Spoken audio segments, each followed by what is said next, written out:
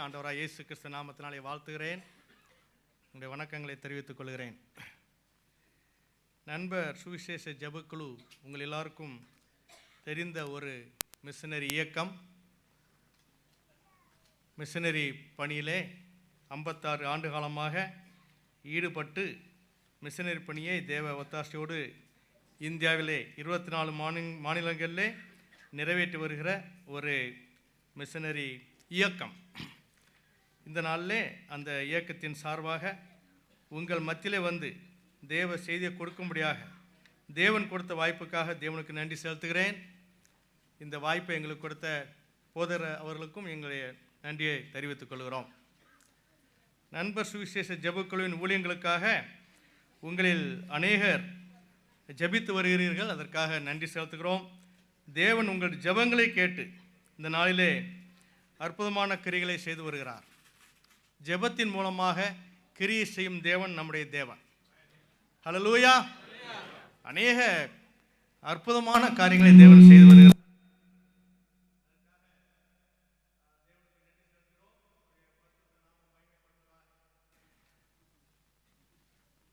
உங்களுடைய ஜெபத்தின் மூலமாக இந்த நாளிலே இதுவரைக்கும் நண்பர் சுவிசேஷ ஜெபக்குழுவின் ஊழியங்களின் மூலமாக 6800க்கும் மேலான சபைகள் நிறுவப்பட்டுள்ளன. ஹல்லேலூயா. 6800 churches have been planted through the ministries of Friends Missionary Prayer Band.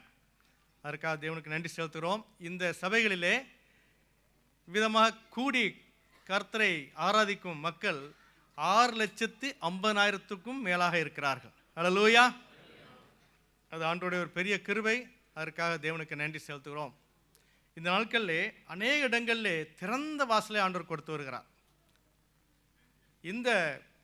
இன்றைய நிலவரப்படி இதுவரைக்கும் 1083 மிஷனரிகள் இந்த இயக்கத்திலே பணி செய்கிறார்கள். 1083 கலாச்சாரம் கடந்து பணி செய்யும் மிஷனரிகள்.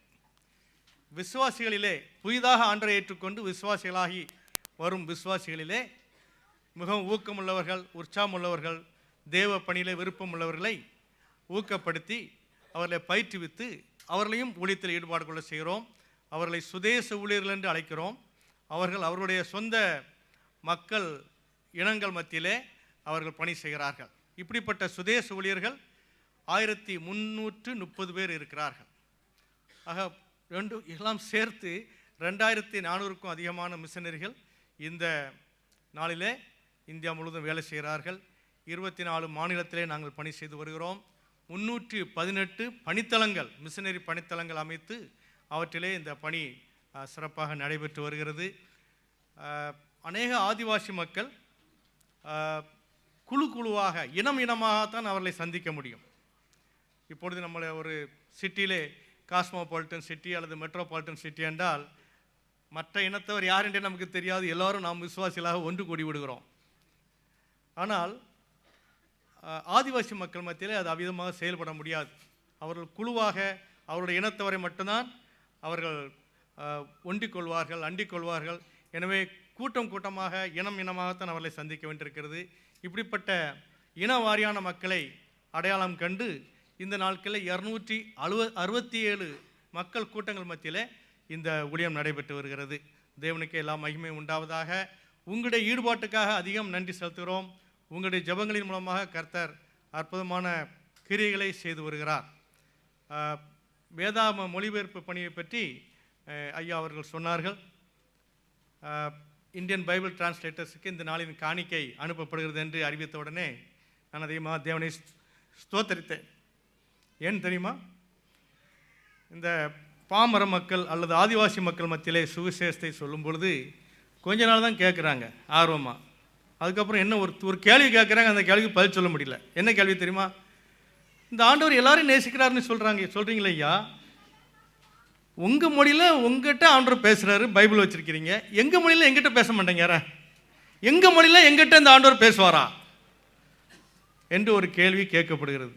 அதற்கு பதில் சொல்ல வேண்டுமானால் அவருடைய மொழியிலே வேதத்தை மொழிபெயர்த்து கொடுக்க வேண்டும். இந்த கேள்விக்கு பதில் சொல்லும் விதமாக நண்பர் சுவிசேஷ ஜெபக்குழுவின் மூலமாகவும் 14 வேதாகம மொழிபெயர்ப்பு பணியினை ஆரம்பித்து 14 மொழிகளிலே இந்த வேதாகம மொழிபெயர்ப்பு பணி நடைபெற்று கொண்டு வருகிறது. அதற்காக தேவனை ஸ்தோத்திரிப்போம். ஹல்லேலூயா. 14 மொழிகளிலே வேதாகம மொழிபெயர்ப்பு பணி நண்பர் சுவிசேஷ ஜெபக்குழு மூலமாக நடைபெற்று வருகிறது. நண்பர் சுவிசேஷ ஜெபக்குழுவின் மிஷனரிகள் இந்த மொழிபெயர்ப்பில் ஈடுபட்டுள்ளார்கள். வேதாகம மொழிபெயர்ப்பு பணி என்பது சும்மா சீக்கிரத்தில் அப்படி செய்யக்கூடிய பணி அல்ல. ஒரு வாழ்நாள் முழுவதும் அதுக்கு அர்ப்பணித்தால் தான் முழு வேதாகமத்தை மொழிபெயர்க்க முடியும். 15 ஆண்டுகால உழைப்பு அல்லது 20 ஆண்டுகால அவருடைய கடின முயற்சிக்கு அப்புறம் இப்பொழுது புதிய ஏற்பாடு 7-8 மொழிகளிலே மொழிபெயர்க்கப்பட்டு முடிக்கப்பட்டுள்ளது. தேவனுக்கு எல்லா கனமும் மகிமையும் உண்டாவதாக. ஆதிவாசி மக்களுடைய பிள்ளைகளுக்கு எந்த வருங்கால நம்பிக்கையுமே இல்லாதவர்களாக இருக்கிறார்கள். காடுகளிலே மலைகளிலே சுற்றித் திரிகிறார்கள். இப்படிப்பட்ட சிறுவர்களை ஒன்று சேர்த்து சிறுவர் இல்லங்கள் அமைத்து அதிலே அவர்களுக்கு கிறிஸ்துவனுடைய அன்பையும் கல்வி அறிவையும் புகட்டி வருங்கால திருச்சபை தலைவர்களாக அவர்களை உருவாக்குகிறோம். 13,059 சிறுவர்கள் இன்றைய நிலவரப்படி பராமரிக்கப்பட்டு வருகிறார்கள். 51 சிறுவர் இல்லங்கள் இந்தியா தேசமெங்கும் செயல்பட்டு வருகின்றன. அதற்காக ஆண்டவரை ஸ்தோத்தரிக்கிறோம்.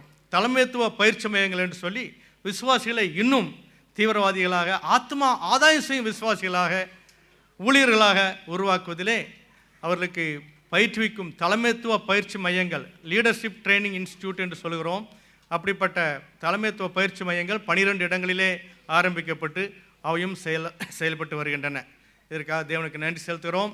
எல்லா கனமும் மகிமையும் துதியும் அவருக்கே உண்டாவதாக.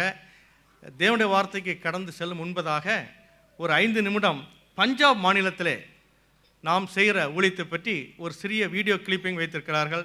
அது இப்பொழுது உங்களுக்கு காட்டப்படும். அதற்கு பின்பாக தேவனுடைய வார்த்தைக்கு நாம் செல்லலாம்.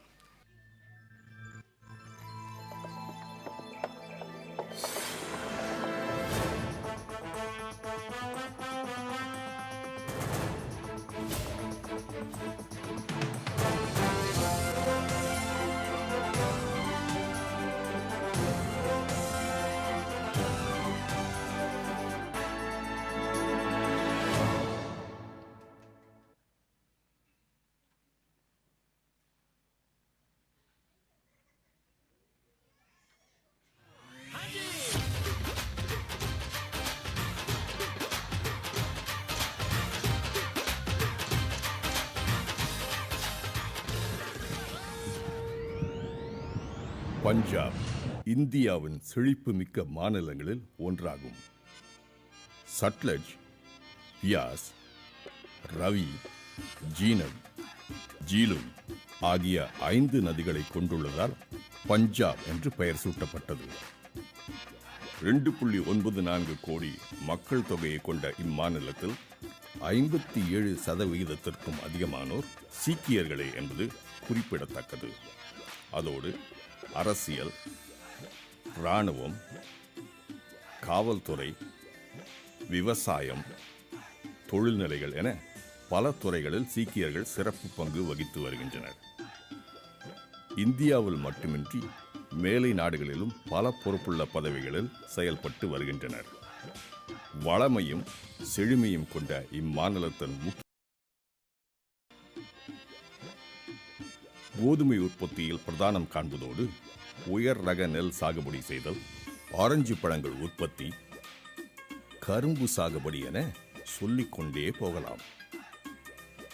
இவர்களின் கலாச்சார ஆடை முறைகளை பொறுத்தவரை பெண்கள் அணியும் வண்ணம் உள்ள பஞ்சாபிய சல்வார் அல்லது காக்ரா சிறப்பு வாய்ந்ததாகும். ஆண்கள் அணியும் தலைப்பாகையோடு கூடிய குர்தா கம்பீரமான தோற்றத்தையும் மிடுக்கான பார்வையையும் கொடுக்கிறது என்றால் மிகையாகாது. பஞ்சாபியரின் இசை மற்றும் நடனத்தை பொறுத்தவரை பாங்கரா உலக புகழ் பெற்றது என்றே சொல்லலாம்.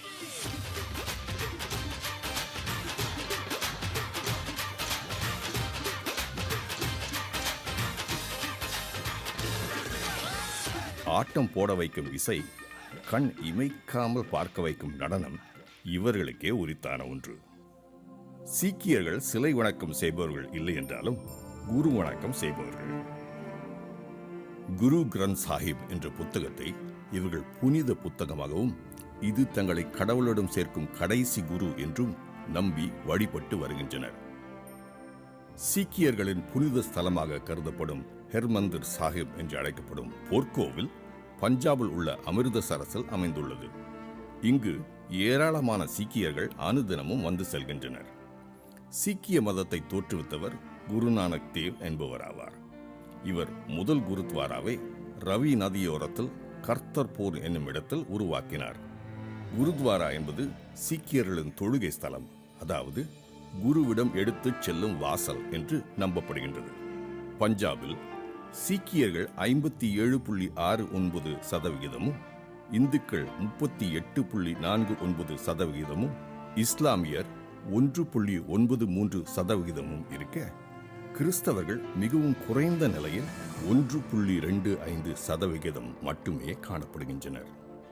பஞ்சாப் மக்களிடையே நற்செய்தி அறிவித்திட 1974 ஆண்டில் நண்பர் சுவிசேஷ ஜெபக்குழு கால் பதித்தது.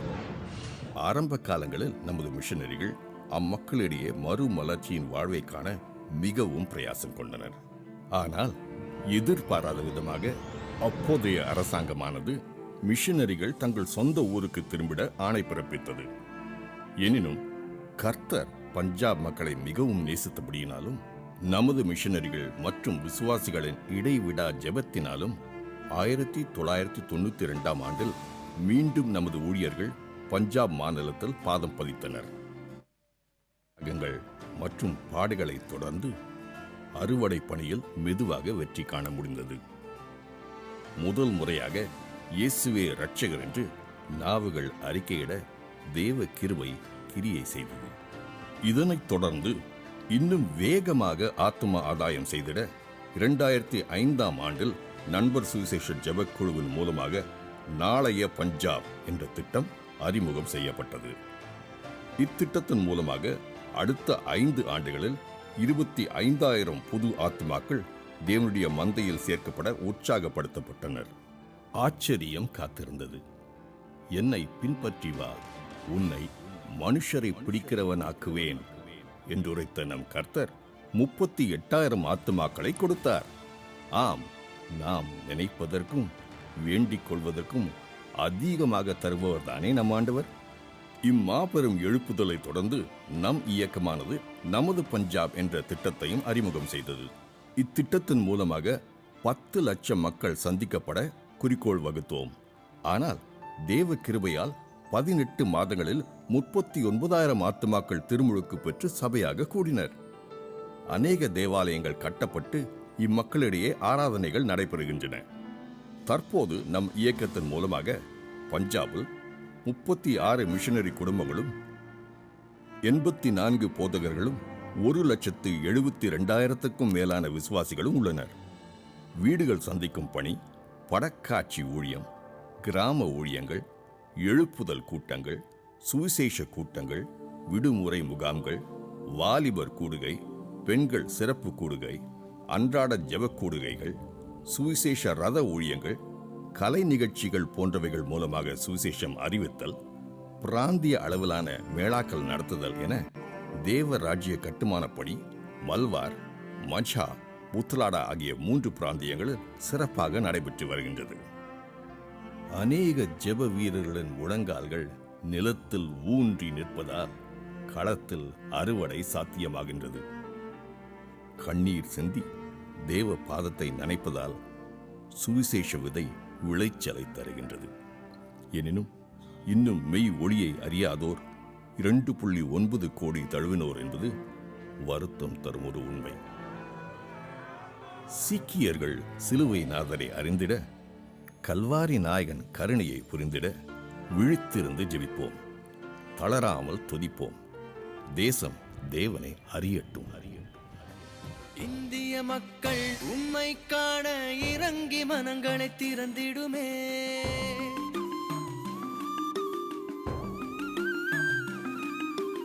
இந்திய மக்கள் உம்மை காண இறங்கி மனங்களை திறந்திடுமே. உம்முடைய ஒளி காண இருளை நீர் அகற்றிடுமே. உம்முடைய ஒளி காண சுடராக வீசிடுமே. வேண்டுதல் செய்கிறேன், நான்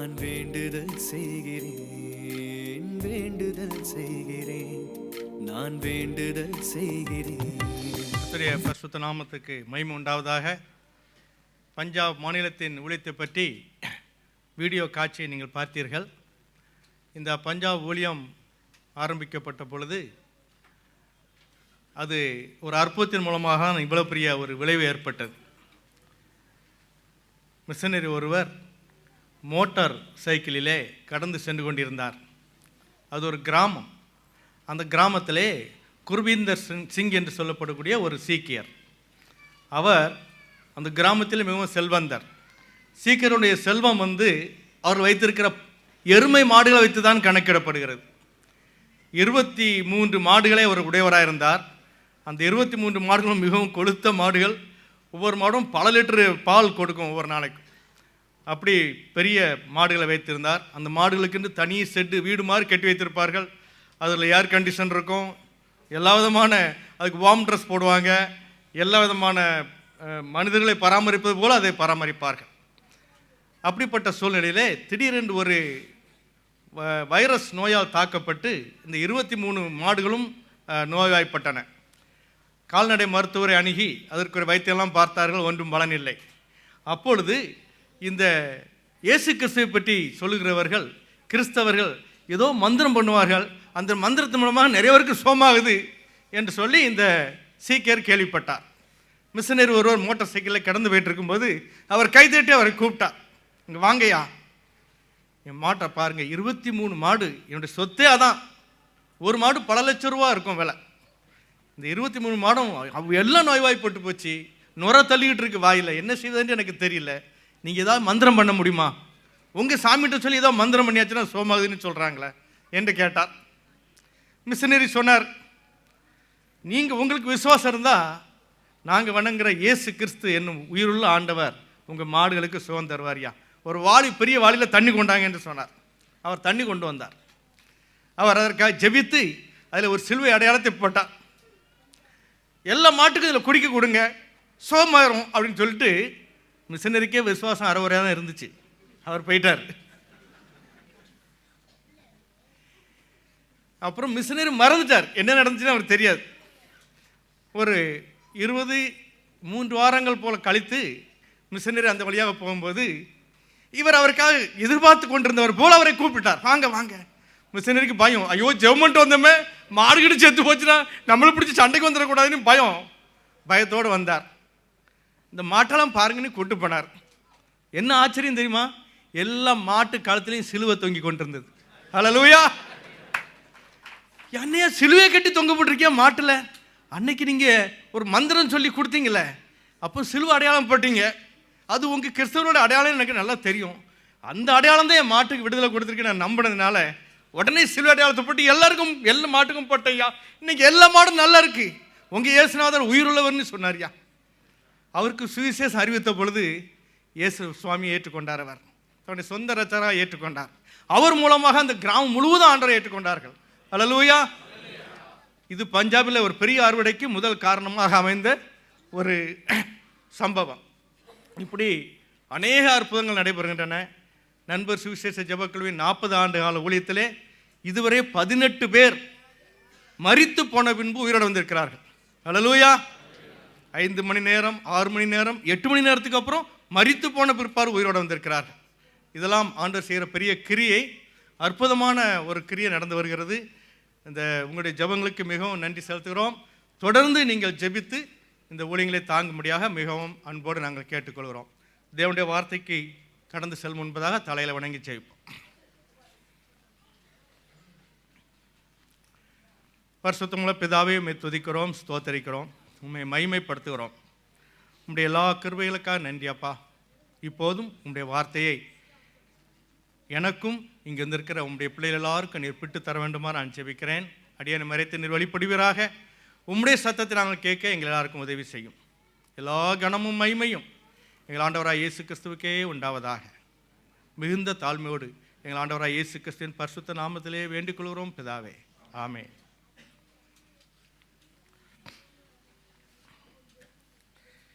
எபேசியருக்கு எழுதப்பட்ட நிருபம் 5வது அதிகாரம்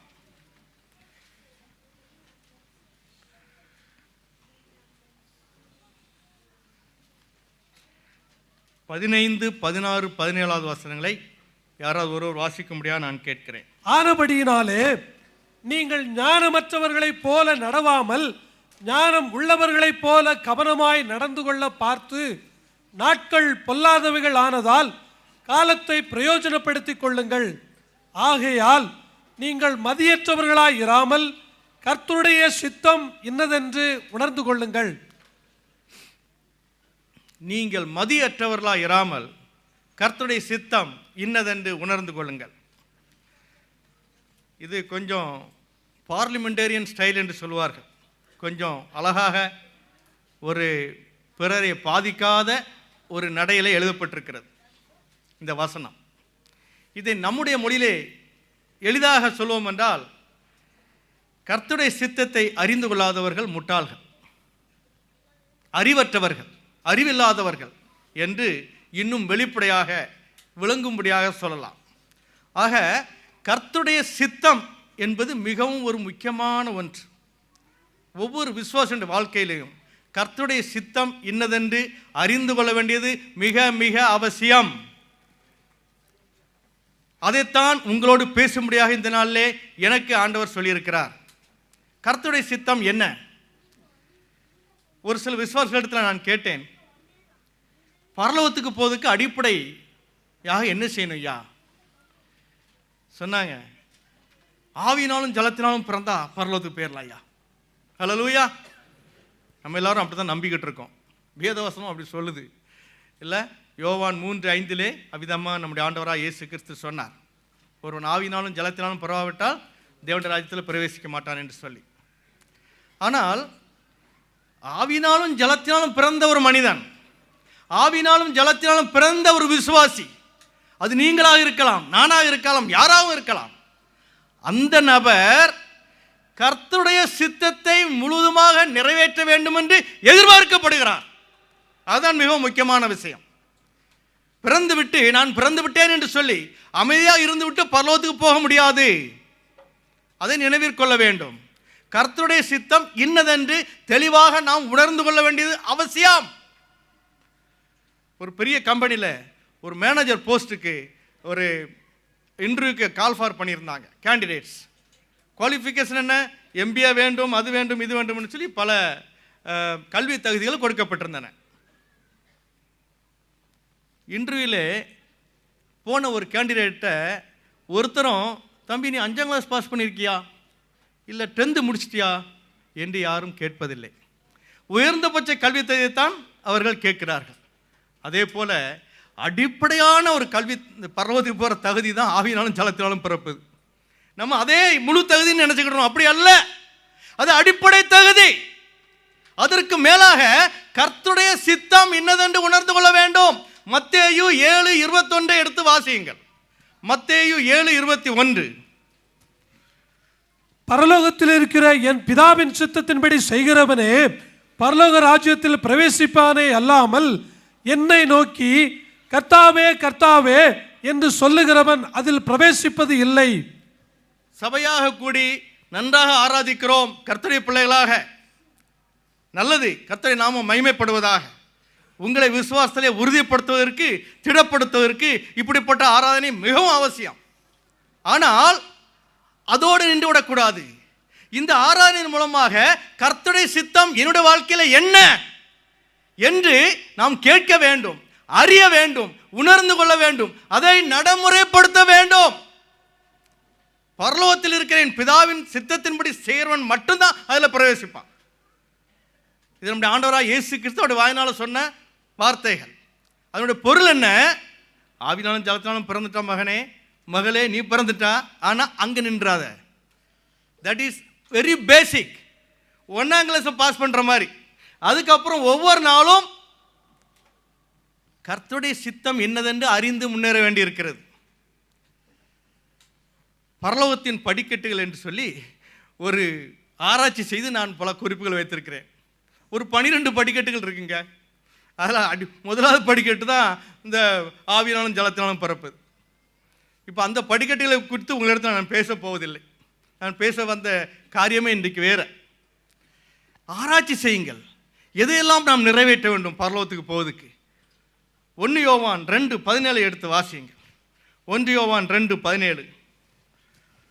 உலகமும் அதன் இச்சையும் ஒளிந்து போம், தேவனுடைய சித்தத்தின்படி செய்கிறவனோ என்றென்றைக்கும் நிலைத்திருப்பான்.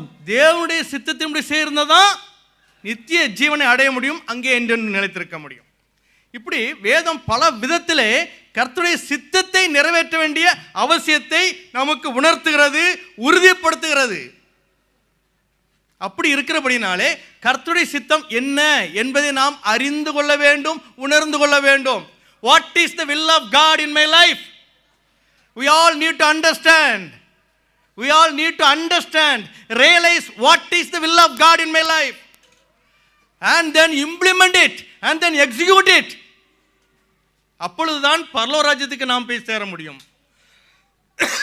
இது மிகவும் முக்கியமான ஒன்று. தேவனுடைய சித்தம் என்ன? தேவனுடைய சித்தம் என்பதை நான் எப்படி அறிந்து கொள்வது? இந்த வேதத்தை நான் ஆராய்ச்சி செய்ய ஆரம்பித்தேன். தேவனுடைய சித்தம் பற்றி என்னெல்லாம் சொல்லியிருக்கு இந்த வேதத்தில்? 4 காரியங்களை நான் கண்டுபிடித்தேன். வெளிப்படையாக இதுதான் தேவனுடைய சித்தம் என்று வேதவசனம் என்ன சொல்லி எங்கெல்லாம் சொல்லியிருக்கு என்று ஆராய்ச்சி பண்ணதில் 4 காரியங்களை கண்டுபிடித்தேன்.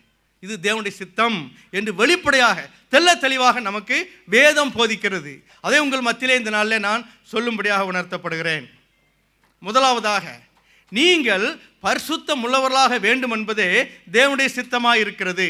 1 தெசலோனிக்கேயர் 4:3 முதலாவது வாக்கியத்தை மட்டும் வாசித்தால் போதும். நீங்கள் பரிசுத்தம் உள்ளவர்களாக வேண்டும் என்பதே தேவனுடைய சித்தமாய் இருக்கிறது. It is God's will concerning you that you should become holy. நீங்கள் பரிசுத்தம் உள்ளவர்களாக வேண்டும் என்பது தேவனுடைய சித்தமாக இருக்கிறது. சித்தம் என்று சொல்லும் பொழுது தமிழில் அதுக்கு 2 விதமான அர்த்தம் இருக்கிறது. ஒன்று தேவனுடைய திட்டம். The first one is God's plan. We are not dealing God's plan here. அதை பற்றி நாம் இங்கு விவாதிக்க விரும்பவில்லை, பேச விரும்பவில்லை. கடவுளுடைய அனாதி திட்டங்கள் அவருக்கு மட்டுமே தெரிந்தவர்களாக இருக்கின்றன. உதாரணமாக இந்த உலகத்தை படைத்தது அவருடைய ஒரு திட்டம். அது யாரும் அவரிடத்தில் கன்சல்ட் பண்ணுவதில்லை. ஆனால் அவருடைய விருப்பம் என்று ஒன்று இருக்கிறது. தேவனுடைய சித்தம் என்று சொல்லும் பொழுது அவருடைய விருப்பம் என்றும் ஒரு பொருள் இருக்கிறது. இப்பொழுது நாம் பேசிக்கொண்டிருப்பது தேவனுடைய விருப்பம், God's desire. What is God's desire in my life? What does God want me to do? நான் என்ன செய்ய வேண்டும் என்று கர்த்தர் விரும்புகிறார். அதைத்தான் இப்பொழுது நாம் பார்த்து கொண்டிருக்கிறோம். நீங்களும் நானும் பரிசுத்தம் உள்ளவர்களாக வேண்டும் என்பதே தேவனுடைய சித்தமாக இருக்கிறது, தேவனுடைய விருப்பமாக இருக்கிறது. பரிசுத்தம் என்றால் என்ன? பரிசுத்தத்தை பற்றி மட்டும் பேசுவதற்கு 3 மணி நேரம் வேண்டும் குறைந்தது. அவ்வளவு ஏராளமான விஷயங்கள் இருக்கிறது இந்த வேதத்தில். பரிசுத்தத்தின் ஆழம் என்ன, அகலம் என்ன, எந்தெந்த வழியிலெல்லாம் நாம் பரிசுத்தமாக இருக்க வேண்டும் என்று சொல்லி அலசி ஆராய்ந்து பார்த்தால் ஏராளமான காரியங்கள் நமக்கு தென்படுகின்றன இந்த வேதத்தில். பரிசுத்தம் நாளுக்கு நாள் வளர்ந்து கொண்டே இருக்க வேண்டும், நாளுக்கு நாள் வளர்ந்து கொண்டே இருக்க வேண்டும். 1 பேதுரு 1வது அதிகாரம் 15வது 16வது வசனத்தை வாசியுங்கள். 1 பேதுரு 1:15-16.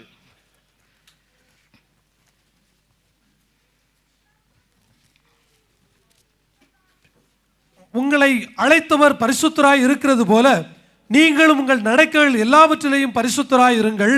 நான் பரிசுத்தர், ஆகையால் நீங்களும் பரிசுத்தராய் இருங்கள் என்று எழுதியிருக்கிறதே.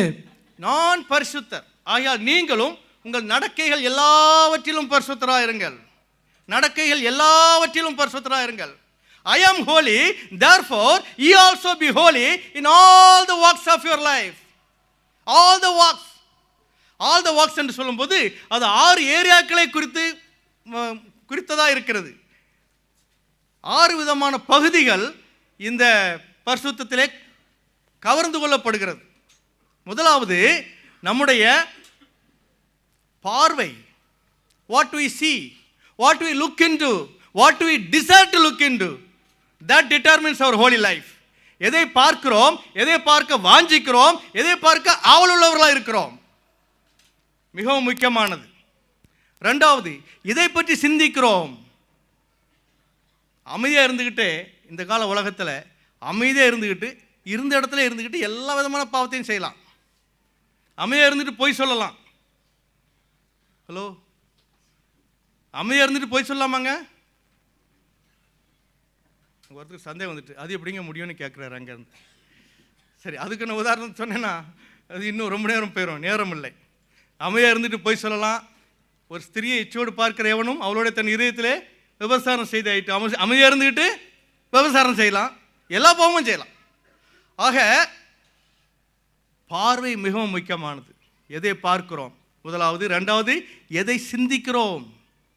What we think about, what about our thought pattern, நம்முடைய சிந்தனை எதை பற்றி தான் இருக்கிறது, இது ரெண்டாவது மிகவும் முக்கியமானது. மூன்றாவது எதை பேசுகிறோம், வாட் வி டாக் அபவுட், மிகவும் முக்கியமானது. வளவளவென்று எதோலமோ பேசுகிறோம்.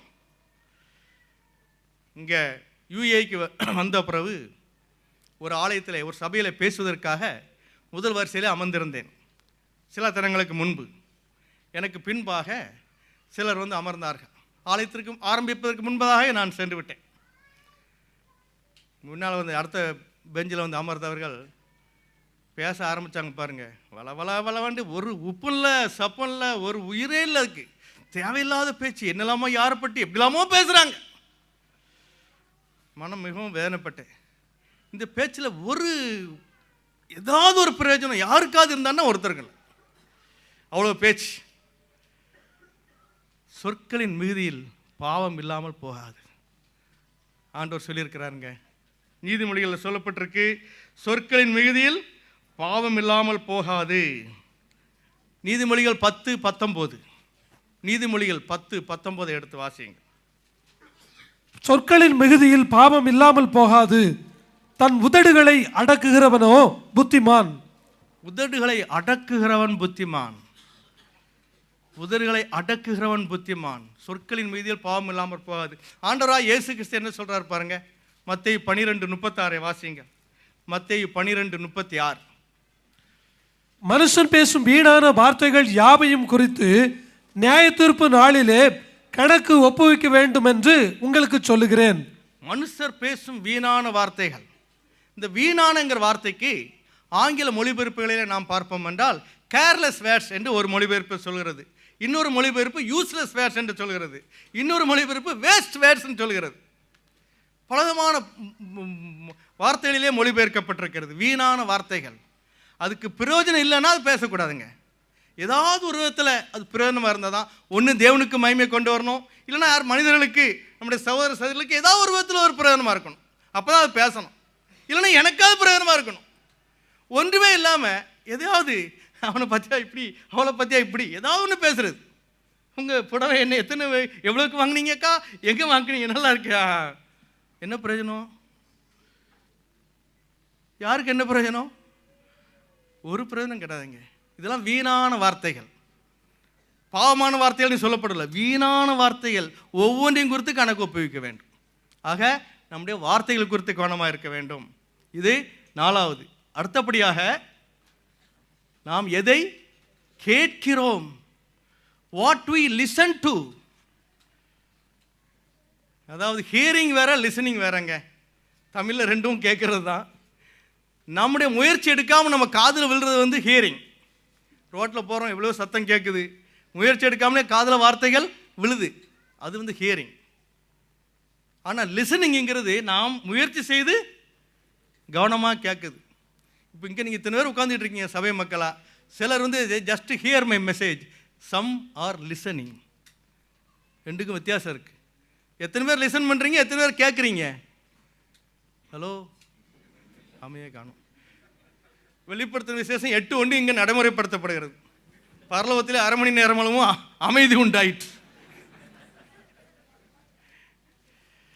காதிலே விழுந்த சத்தத்தை மட்டும் கேட்காதீர்கள், உன்னிப்பாக உணர்ந்து கொள்ளும்படியாக கேளுங்கள். அதான் ஆண்டவர் சொன்னார், காது கேட்கறதுக்கு காதுள்ளவன் கேட்க கடவன். கேட்கிற விதத்திலே நாம் பரிசுத்தப்பட வேண்டும். அடுத்தாற்போல் நம்முடைய நடக்கைகள், நம்முடைய கிரியைகள், what kind of activities we are involved with, நம்ம எந்த விதமான நடவடிக்கைகளில் ஈடுபாடு கொள்கிறோம், அது மிக முக்கியம்.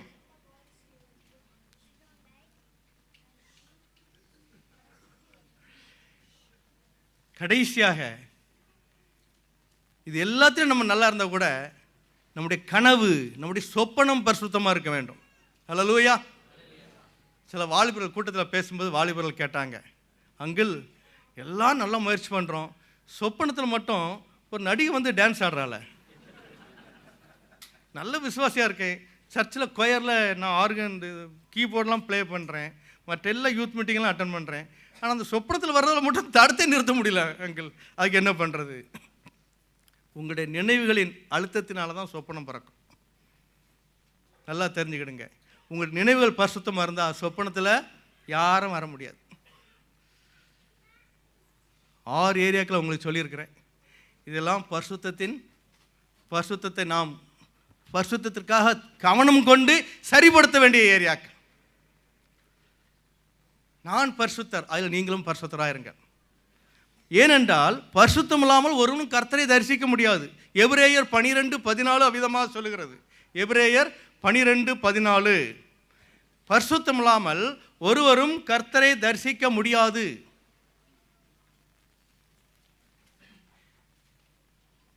யாவரோடும் சமாதானமாக இருக்கவும் பரிசுத்தம் உள்ளவர்களாக இருக்கவும் நாடுங்கள். பரிசுத்தம் இல்லாமல் ஒருவனும் கர்த்தரை தரிசிப்பதில்லையே. பரிசுத்தம் மிக முக்கியம். இது முதலாவது தேவனுடைய சித்தம். இது மிக முக்கியமான காரியமாக இருக்கிறதுனால பரிசுத்தத்தை விட்டு நான் அதிக நேரம் எடுத்துக்கொண்டேன், கடந்து செல்கிறேன். பரிசுத்தம் உள்ளலாம் வேண்டும் என்பது தேவனுடைய சித்தமாக இருக்கிறது. ரெண்டாவதாக எல்லாவற்றிலையும் ஸ்தோத்திரம் செலுத்தணும். 1 தெசலோனிக்கேயர் 5:18 பாருங்கள். 1 தெசலோனிக்கேயர் 5:18, எல்லாவற்றிலேயும் நாம் ஸ்தோத்திரம் செலுத்த வேண்டும், தேவனுக்கு மகிமை செலுத்த வேண்டும். அப்படி நாம் செய்கிறோமா? எல்லாவற்றிலேயும் ஸ்தோத்திரம் செய்யுங்கள். அப்படி செய்வதே கிறிஸ்து இயேசுவுக்குள் உங்களை குறித்து தேவனுடைய விருப்பமாக இருக்கிறது, தேவனுடைய சித்தமாக இருக்கிறது. Everything give thanks. கஷ்டம் வரும், நஷ்டம் வரும், துக்கம் வரும், துன்பம் வரும், துயரம் வரும், வியாதி வரும், பாடுகள் வரும், நெருக்கங்கள் வரும், வறுமை வரும், மரணமும் வரும் வீட்டில் ஒருவேளை. இவற்றின் மத்தியிலே தேவனை நீங்கள் மகிமைப்படுத்த வேண்டும். அதுதான் தேவனுடைய சித்தம். Whatever happens, let me give thanks to God. அப்படி ஒரு முடிவை நீங்கள் எடுத்தாதான் நீங்க சரியான விசுவாசியா. போன வருஷம் தான் ஆண்டவர் நல்லா ஆசீர்வதித்தாரு. இந்த வருஷம் பாருங்க ரொம்ப கஷ்டமா இருக்கு, ஜாப் செக்யூரிட்டி கூட இல்லைங்க இந்த UAE-ல அப்படின்ட்டு ஒரு சகோதரர் வந்து என்கிட்ட சொன்னார். என்னைக்கு பார்த்தாலும் ஒரே பயமா இருக்கு, எப்பவும் எது நாளைக்கு நமக்கு வேலை இருக்குமோ இல்லையே ஒரு பயமா இருக்கு. பயமா இருந்தா என்ன, நான் கர்த்தரை நோக்கி கூப்பிட்டேன், அவரே என்னுடைய எல்லா பயத்துக்கும் நீங்களாக்கி விட்டாருன்னு சொல்லி 34வது சங்கீதத்தில் தாவீது சொல்லுகிறார். God is our security. தேவன் நமக்கு அடைக்கலமும் பலனும் ஆபத்து காலத்தில் அனுகூலமான துணையுமாக இருக்கிறார். எதுக்கு பயம்? பயம் தேவையில்லை. எல்லாவற்றையும் ஸ்தோத்திரம் செய்ய பாருங்க. என்னுடைய வாழ்க்கையில் நிறைய அனுபவங்கள் இருக்கு, அதெல்லாம் அவங்ககிட்ட சொல்ல முடியல. எத்தனையோ இழப்புகள், பேரிழப்புகள், பயங்கரமான சம்பவங்கள்லாம் நடந்திருக்கு. ஆண்டவர் நோக்கி பார்க்கும்போது ஸ்தோத்திரம் பண்ணுன்னு மட்டும்தான் சொல்வார். ஸ்தோத்திரம் பண்ண ஆரம்பிக்கும் போது எல்லாம் தலையில மாறும் பாருங்க. எத்தனையோ அற்புதங்கள் நடந்திருக்கு, எத்தனையோ அற்புதங்கள். எல்லாவற்றிலையும் ஸ்தோத்திரம் செலுத்தணும். நன்மைக்காக மட்டுமல்ல, ஆசீர்வாதங்களை பெறும்போது மட்டுமல்ல, தீமை அனுபவிக்கும் பொழுதும் ஸ்தோத்திரம் செலுத்தணும். சொல்லி பாருங்க எப்படி ஆண்டவங்களை ஆசீர்வதிக்காருன்னு பாருங்க.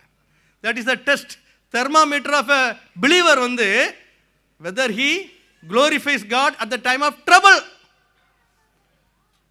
கஷ்டம் வரும்போது, துக்கம் வரும்போது, இழப்பு வரும்போது கர்த்தரை ஸ்தோத்திரிக்கிறீர்களா, அதுதான் அளவுகோலுங்க நீங்க விசுவாசம் இருக்கிறதுக்கு. ஹலோ, இந்த சபையில் அப்படி நாங்கள் சொல்றது இல்லைங்களோ, அப்படி செய்யாதிருப்பீர்களாக. ஸ்தோத்திரம் செலுத்துங்க. ஹல்லேலூயா. எல்லாவற்றையும் ஸ்தோத்திரம் செய்வோம்னு சொல்லுங்க. இன்னைக்கு எல்லாவற்றையும் whatever happens God is in control. அவருக்கு தெரியாம ஒண்ணு நம்முடைய வாழ்க்கையில நடக்கவே முடியாது. ஊழியத்து நிமித்தம் வட இந்தியாவில் ஒரு இடத்துல கடத்தி கொண்டு போய் என்னை கொலை பண்ணுறதுக்கு முயற்சி பண்ணாங்க. என்னையும் இன்னொரு மிஷினரியும். கொஞ்சம் பயமாக தான் இருந்துச்சு. மனைவி பிள்ளைகளுக்கெல்லாம் ஜெபம் பண்ணேன். ஜெபம் பண்ணிட்டு அவனுடைய கருத்தில் ஒப்பு கொடுத்துட்டேன். திடீர்னு பாருங்கள் ஒரு தைரியம் வந்துச்சு, ஒரு பரிசுத்தாவினுடைய வல்லமை வந்து இறங்கிச்சு. ஸ்தோத்திரம் பண்ணினார், ஸ்தோத்திரம் பண்ண ஆரம்பிச்சு. 1.5 மணி நேரம் பெரிய பாடு. அங்கெங்கே இழுத்து அடித்தாங்க, உதைச்சாங்க. தூக்கு மேடையில் தூக்கு கயிறுலாம் போட்டாச்சு. ஒரு மரத்தில் தூக்கு கயிறு போட்டு தூக்கு போடுறதுக்கெல்லாம் பிளான் பண்ணிட்டாங்க. என்ன பண்ணுறது? ஸ்தோத்திரம் பண்ண ஆரம்பித்தாங்க. ஒரு வயசானவர் வந்தார். பரதேசியில் போட்டு தூக்கு போட்டு என்னப்பா உனக்கு லாபம் கிடைக்க போகுது, 2 அரை உதவி கொடுத்து விரட்டி விடுப்பா அப்படின்னாரு. ஆமாம், அதுவும் சரிதான்னு சொல்லி 2 உதவி கொடுத்து விரட்டி விட்டாங்க. ஹல்லேலூயா. நான் திரும்ப அதுக்கப்புறம் அந்த ஊருக்கு இன்னும் போகலை. உங்களுக்கு பார்க்க ஆசையாக இருந்தால் கூப்பிட்டு போகலாம். மத்திய பிரதேசத்தில் இருக்குங்க அந்த ஊர். சரி, எல்லாவற்றிலையும் ஸ்தோத்திரம் செய்யும் பொழுது ஆண்டவரை மாற்றுகிறார். நமக்கு ஒரு டெஸ்ட் தானே வைக்கிறாரு. நீ எல்லாவற்றையும் ஸ்தோத்திரம் பண்ணக்கூடிய ஒரு மனநிலை உனக்கு இருக்கிறதா? கர்த்தருடைய சித்தம் இன்னதென்று உணர்ந்து கொள்ளுங்கள். இது 2வது கர்த்தருடைய சித்தம். 3வதாக 1 பேதுரு 2:15 வாசிப்போம். 1 பேதுரு 2:15. 3வது, நீங்கள் நன்மை செய்கிறதுனாலே புத்தியீன மனுஷருடைய அறியாமையை அடக்குவது தேவனுடைய சித்தமாய் இருக்கிறது. நீங்கள் நன்மை செய்வதனாலே புத்தியீன மனுஷருடைய அறியாமையை அடக்குவது தேவனுடைய சித்தமாக இருக்கிறது. நமக்கு அதாவது 4 தேவனுடைய சித்தத்தை பற்றி உங்கள்கிட்ட நான் சொல்ல போகிறேன்னு சொன்னேன். முதல்ல 2 நம்ம பார்த்துருக்கிறது, பரிசுத்தமாக இருக்கணும், எல்லாவற்றையும் ஸ்தோத்திரம் செய்யணும். இந்த 2ம் தனிப்பட்ட வாழ்க்கைக்கு உரியது. It is related to your personal life. உங்களுடைய தனிப்பட்ட வாழ்க்கைக்கு சம்பந்தப்பட்டது. 3வதாக நாம் இப்பொழுது பார்க்கிறது சமுதாய வாழ்க்கையிலே சம்பந்தப்பட்டது. It's related to A social life. சமுதாய வாழ்க்கையிலே எவ்விதமாக நாம் சமுதாய வாழ்க்கையிலே ஒரு கிறிஸ்தவ விசுவாசத்தை கையாள வேண்டும். தீமை செய்கிறவர்களுக்கு நன்மை செய்ய வேண்டும். நம்முடைய ஆண்டவராக இயேசு கிறிஸ்து மத்தேயு 5ஆம் அதிகாரத்தில் 44 48 வரைக்கும் அதை சொல்லியிருக்கிறார். சத்துருக்களை சிநேகியுங்கள் உங்களை அப்படின்லாம் நிறையா நமக்கு ஆலோசனைகள் கட்டளையாக சொல்லப்பட்டிருக்கிறது. நீங்கள் பின்பாக எடுத்து வாசித்துக் கொள்ளுங்கள். இப்பொழுது அதை வாசிப்பதற்கு சமயம் இல்லை. ஆனால் நான் என்ன சொல்ல விரும்புகிறேன், ரோமர் 12:20-21 எடுத்து வாசிங்க. ரோமர் 12:20-21. அன்றியும் உன் சத்துரு பசியாய் இருந்தால் அவனுக்கு போஜனம் கொடு, அவன் தாகமாய் இருந்தால் அவனுக்கு பானம் கொடு. நீ இப்படி செய்வதனால் அக்கினி தழலை அவன் தலையின் மேல் குவிப்பாய். நீ தீமையினாலே வெல்லப்படாமல் தீமையை நன்மையினாலே வெல்லு. இந்த வசனம் புதிய ஏற்பாட்டில் இருக்கு. ரோமர் புதிய ஏற்பாட்டில் இருக்கு. ரோமர் எழுதப்பட்ட நிருபம் புதிய ஏற்பாட்டில் இருக்குன்னு கேட்டேன். அப்பா, பழைய ஏற்பாட்டில் இந்த வசனம் இருக்கா? அப்பா, ஒரே ஒரு பிரதர் சொல்லியிருக்காங்க, அவர் ஒழுங்காக பைபிள் வாசிப்பார் போல தெரியுது. நீங்களாம் வாசிக்கலன்னு சொல்லலை, நீங்கள் வாசித்திருக்கீங்கன்னு உங்களுக்கு தான் தெரியும். சரி, நீதிமொழிகள் 25ஆவது அதிகாரத்தை எடுத்து வாசிங்க. நீதிமொழிகள் 25, 21, 22. நீதிமொழிகள், சத்துரு பசியாய் இருந்தால் அவனுக்கு புசிக்க ஆகாரம் கொடு, அவன் தாகமாய் இருந்தால் குடிக்க தண்ணீர் கொடு. அதனால் நீ அவன் தலையின் மேல் எரிகிற தழலை குவிப்பாய், கர்த்தர் உனக்கு பலனளிப்பார். பழைய ஏற்பாட்டில் அப்படி சொல்லியிருக்கீங்க, புதிய ஏற்பாட்டிலையும் அப்படி தான் சொல்லியிருக்கு. நம்ம என்ன செய்கிறோம்? 2 கிறிஸ்தவ விசுவாசிகள் சென்னையில், இங்கே இல்லை, இங்கே நல்ல நல்ல ஆவியில் நிறைந்த சபையாக இருக்கீங்க, பிரைஸ் தி லார்ட். சென்னையில் ஒரு ரோட்டில் நான் போயிட்டு இருக்கும்போது 2 விசுவாசிகள் சண்டை போட்டாங்க. எப்படி போட்டுக்கிட்டாங்க தெரியுமா? நான் வம்பு சண்டைக்கு போகிறவனே இல்லை, வந்த சண்டை விட மாட்டேன். ஆமாம், வந்த சண்டை விட மாட்டேன். ரொம்ப தீவிரவாதி. நீங்கள் சண்டை போட மாட்டீங்கன்னு நினைக்கிறேன், இல்லை? ஷார்ஜாவில் உள்ள இந்த ஏஜி சபையின் சபை மக்கள் மிகவும் நல்லவர்கள். Praise the lord. ஹல்லேலூயா. சரி, நீங்கள் நன்மை செய்வதனாலே புத்தியின மனுஷனுடைய அறியாமையை அடக்குவது தேவனுடைய சித்தமாக இருக்கிறது. மத்திய பிரதேசத்தில் நாங்கள் மிஷனரி பணி செய்து கொண்டிருக்கும்போது போலேநாத் சர்மா என்ற பெயர் கொண்ட ஒரு ரவுடி, அந்த மாவட்டத்திலே ரவுடி நம்பர் 1 அவர் தான். மிகவும் எங்களுக்கு தொந்தரப்படுத்தினார், அடித்தார். புதிதாக மிஷனரிகள் வந்தவங்கெல்லாம் அடித்து உதச்சி எவ்வளோ கஷ்டப்படுத்தினார். வசன போர்டு வீட்டுக்கு முன்னால் எழுதி வச்சுருந்தோம், அதை உடச்சி வெளியே தூக்கி போட்டார். வீட்டுக்குள்ளே கதை உடச்சிட்டு உள்ளே வர்றதுக்கு ட்ரை பண்ணார். எவ்வளோ தொந்தரவு. ஆனால் அவரை பற்றி மற்றொரு கலந்து ஆலோசிக்கும் போது உடனே கம்ப்ளைண்ட் கொடுங்க, உடனே தூக்கி உள்ளே வைங்க, அவனை சும்மா இப்படி வாலாட்டு விடக்கூடாது. நான் ஜெபம் பண்ண, ஆண்டவரே என்ன செய்கிறது, பழி வாங்குதல் எனக்குரியது, நானே பதில் செய்வேன் அப்படின்னு ஆண்டவர் சொன்னாருங்க. கொஞ்ச நாள் ஜெபம் பண்ணேன், ஆண்டர்கிட்ட ஒரு இதை கேட்டேன், இது நீர் இப்படி சொல்லியிருக்கீர் சுவாமி, நீர் அப்படி சேரா இருந்தால் 2 காரியத்தை எனக்கு செய்யணும். ஒன்று, இப்படி ஊழியக்காரங்களை அடித்ததுனால அவருக்கு நீர் பழி வாங்கணும். ரெண்டாவது அந்த ஆத்மாவை எனக்கு கொலை பொருளாக தரணும். இந்த ரெண்டையும் நீர் செய்யணும்னு ஜெபம் பண்ணிட்டு அவர் கையில் விட்டுட்டேன். 2 வருஷம் கழித்து ஒரு சண்டையில் அவர் 2 காலும் முறிக்கப்பட்டு ஒரு கையும் முறிக்கப்பட்டு ஆஸ்பத்திரியில் இருந்தார். அவரை பார்க்க போனேன், அதுக்கும் ஆண்டவர் அனுமதிக்கலை, பார்க்க முடியல. திரும்ப 2 வருஷம் கழித்து ஜெயிலில், மாவட்ட ஜெயிலில் ஊழியம் செய்கிறதுக்காக உள்ளே போயிருக்கும் பொழுது ஜீசஸ் ஃபில்ம் திரைப்படத்தை காட்டிட்டு ஆல்டர் கால் கொடுக்கும்போது முதல் ஆளாக வந்து அவரை முழங்கால் போட்டு ஆண்டரை ஏற்றுக்கொண்டாருங்க. அல்லேலூயா. எவ்வளோ தீமை செய்தவங்களுக்கு, ஆனால் நீங்களோ பதிலுக்கு எனக்கு ஒன்றுமே செய்யலை. இந்த இயேசுவோட அன்பை நீங்கள் காட்டினதுனால ஐ வாண்ட் திஸ் ஜீசஸ். அல்லேலூயா. போலேநாத் சர்மா அந்த மனிதனுடைய பெயர். புத்தியின மனுஷரைய அறியாமையை அடக்குவது, நன்மை செய்வதன் மூலம் அடக்குவது தேவனுடைய சித்தமாக இருக்கிறது. இது 3வது தேவனுடைய சித்தம். 4வதாக 1 தீமோத்தேயு 2:4. 1 தீமோத்தேயு 2:4 வாசிங்க. எல்லா மனுஷரும் ரட்சிக்கப்படவும் சத்தியத்தை அறிகிற அறிவை அடையவும் அவர் சித்தமுள்ளவராய் இருக்கிறார். எல்லா மனுஷரும் ரட்சிக்கப்படவும் சத்தியத்தை அறிகிற அறிவை அடையவும் அவர் சித்தமுள்ளவராய் இருக்கிறார். It is God's will that all men should be saved. It is God's desire. And he also desires that all should come to know the knowledge of truth. சத்தியத்தை அறிகிற அறிவை அடைய வேண்டும், எல்லா மனுஷரும் ரட்சிக்கப்பட வேண்டும். இது தேவனுடைய விருப்பம். இது தேவனுடைய விருப்பமானால் நீங்கள் தேவனுடைய சித்தத்தை நிறைவேற்ற தேவன் உங்களை தூண்டுகிறபடினாலே, ஏவுகிறபடினாலே, கட்டளையிடுகிறபடினாலே எவ்விதமாக இதை நிறைவேற்ற வேண்டும். எல்லா மனுஷரும் ரட்சிக்கப்படுவது தேவனுடைய சித்தம். நீங்கள் உங்கள் நண்பர்களுக்கு சுவிசேஷத்தை சொல்லுங்கள். நேற்று ஒரு மகள் வந்து என்னை சாயங்காலம் பார்க்க வந்திருந்தான். அங்கிள், நான் இந்த நாட்டுக்கு ஒரு ப்ராஜெக்ட் ஒர்க்காக வந்திருக்கிறேன். என் கூட வேலை செய்கிற சில முஸ்லீம் சகோதரிகளுக்கு நான் வந்து இயேசுவை பற்றி சொன்னால் அவங்க பதிலுக்கு இப்படிலாம் சொல்கிறாங்க, எப்படி பதில் சொல்லணும்னு எனக்கு தெரில. How to tell them gospel, எனக்கு சொல்லுங்கள், எனக்கு சொல்லித்தாங்கன்னு சொல்லி ஒரு 3/4 மணி நேரம் 1 மணி நேரத்துக்கு போல் என்னோடய அருகில் உட்காந்து நிறைய ஆலோசனைகளை கேட்டு விட்டு போயிருக்கா. அவளுக்கு நிறைய வழிமுறைகள் சொல்லியிருக்கேன். இஸ்லாமியர்களுக்கு எப்படி இயேசு கிறிஸ்து போய்ட்டு சொல்லுவது, அதுக்கு நிறைய கைட்லைன்ஸ் இருக்குது. இப்போ நான் உடனே சொல்ல முடியாது, அது உங்கள்கிட்ட டைம் முடிஞ்சு போச்சு. சரிதானா? ஒவ்வொன்றுக்கும் வழிமுறைகள் இருக்குது. நம்ம வாஞ்சலரில் இருந்தால் கண்டுபிடிக்கலாம். இது எப்படி பண்ணுறது, யார்கிட்ட கேட்கலாம், எப்படி வழிமுறைகள் கேட்கறது, எல்லாருக்கும் சுவிசேஷத்தை சொல்லணும்.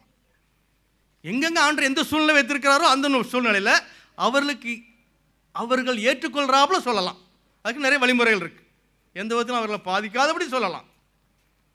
அதுக்கெல்லாம் தேவ ஞானம் வேண்டும், தேவ வழிநடத்தல் வேண்டும், பரிசுத்தாவினுடைய ஆளுகை வேண்டும், நமக்குள்ளே ஆர்வம் வேண்டும், தேவனுடைய சித்தத்தை செய்ய வேண்டும் என்று சொல்லி ஒரு அர்ப்பணிப்பு வேண்டும். அப்போதான் இதெல்லாம் செய்ய முடியும்.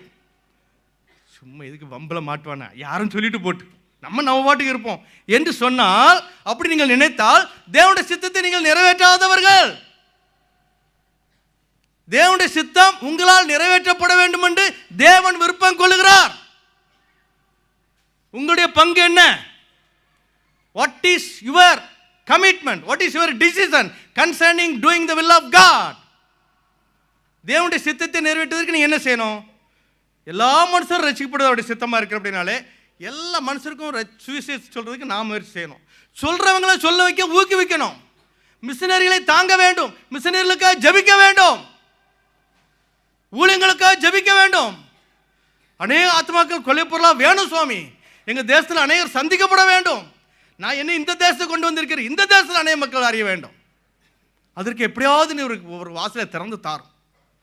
ஒரு பரிசுத்தனுடைய ஒரு அபரீதமான ஒரு கிரியை நடப்பீங்க சுவாமி. அப்படி ஜெபம் பண்ணுறீங்களா? மீண்டும் வெளிப்படுத்தின விசுவாசம் 8:1 தானா?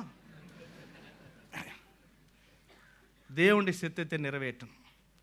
பரலோகத்தில் இருக்கிற என் பிதாவின் சித்தத்தின்படி செய்கிறவனே அதில் பிரவேசிப்பானே அல்லாமல் என்னை நோக்கி கர்த்தாவே கர்த்தாவே என்று சொல்லுகிறவர்களும் ஆலயத்துக்கு வந்து நல்லா உற்சாகமாக ஆராதிக்கிறவர்களும் கூட அங்கே போக முடியாது. நீங்களாம் போக மாட்டீங்கன்னு நான் சொல்லலை, தப்பாக நினைக்காங்க. நான் வெளியே போகும்போது கல் எறிஞ்சிடக்கூடாதுன்னு எனக்கு ஒரு பயம். நீங்கள் எல்லாரும் பரலோகத்துக்கு வரணும்னு ஆசைப்படுறேன். எல்லாரும் தேவனுடைய சித்தத்தை நிறைவேற்ற வேண்டுமென்று நான் ஆசைப்படுகிறேன். தேவனும் ஆசைப்படுகிறார். நீங்கள் பரிசுத்தமுள்ளவர்களாக வேண்டும் என்பது தேவனுடைய சித்தம். எல்லாவற்றையும் ஸ்தோத்திரம் செய்ய வேண்டும் என்பது தேவனுடைய சித்தம். நீங்கள் நன்மை செய்வதனாலே புத்தின மனுஷருடைய அறியாமை அடக்குவது தேவனுடைய சித்தம். எல்லா மனுஷரும் ரட்சிக்கப்படுவது தேவனுடைய சித்தமாக இருக்கிற அப்படின்னாலே அந்த தேவனுடைய சித்தத்தை நிறைவேற்றுவதற்கு என்னால் என்னெல்லாம் செய்ய முடியுமோ அதையெல்லாம் செய்ய வேண்டும் என்று முழங்கால்களை முடக்கி ஜெபிக்க வேண்டும். ஊழியர்களுக்காக, ஊழியங்களுக்காக, மிஷனரி ஊழியங்களுக்காக ஜெபிக்க வேண்டும். என்னால் முடிந்த உதவிகளை செய்ய வேண்டும். இதெல்லாம் தேவனுடைய சித்தம்.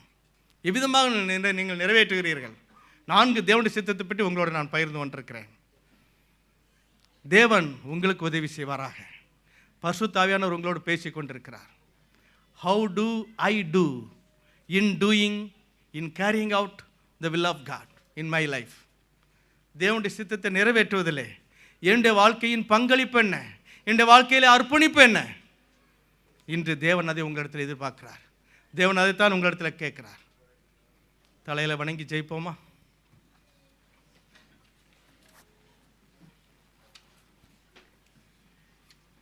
ஒரு நிமிடம் அமைதியாக நீங்கள் உங்களை ஆராய்ந்து பாருங்கள்.